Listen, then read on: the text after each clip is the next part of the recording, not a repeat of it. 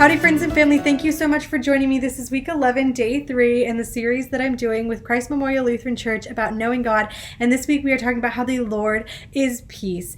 And we talked on Monday about what this peace is and how God's peace goes beyond our peace, not only by instilling tranquility and removing conflict, but then restoring us to how we once were, in our relationships and just in who we are. And today we're going to be talking about how without Jesus, we cannot have this peace. He is integral to this peace. So I know we've talked about before how sin corrupts our lives. Whenever we sin, it completely messes us up. I mean, that is really what threw off the entire plan that God had for the world when He created it, is that we decided to sin and messed things up.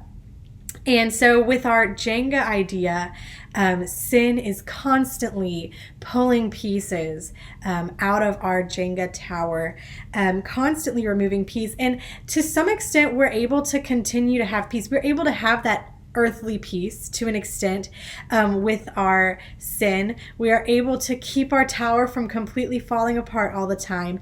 But our tower will never be what it used to be. Our tower can look like it's standing perfectly, but sin often likes to pull out the most important blocks so that it falls over. Without Jesus putting our tower back together, eventually you're going to get to a point where there's only so many pieces and sin's going to knock the entire thing over. But there's hope.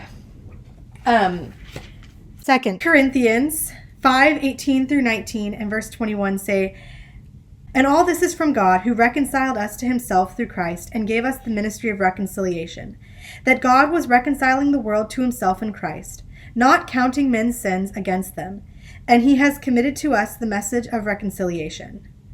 God made Him who had no sin to be sin for us, so that in Him we might become the righteousness of God." God is reconciling us to Him. He's bringing us back to Him.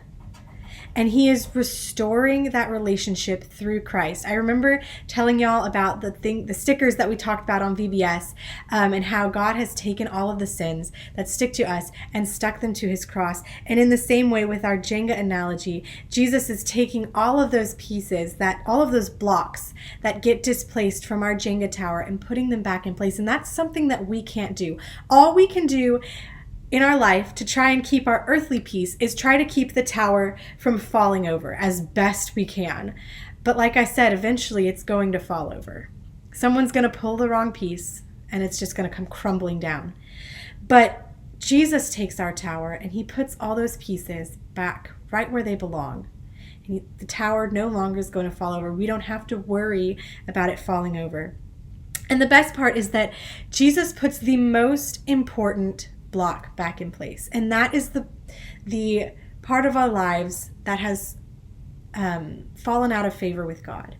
When we sin, like I've said before, we cannot be in the presence of God. Sin separates us from God forever, but God puts the blocks back in place so that we can stand in God's presence. We are no longer a broken tower about to fall over, but we are a strong tower built firm on the foundation of Christ. We know this because Romans 5 verses 1-2 says, "Therefore, since we have been justified through faith, we have peace with God through our Lord Jesus Christ, through whom we have gained access by faith into this grace in which we now stand, and we rejoice in the hope of the glory of God." We have peace with God. Our relationship with Him has been restored. It is made whole. We are at shalom with God. So remember that this week, that Jesus is your Yahweh Shalom, your I am peace, who restores you to peace with God. If you're memorizing John 14:27, this is your reminder to do that. Thank you so much for joining me, and I'll see you guys next time.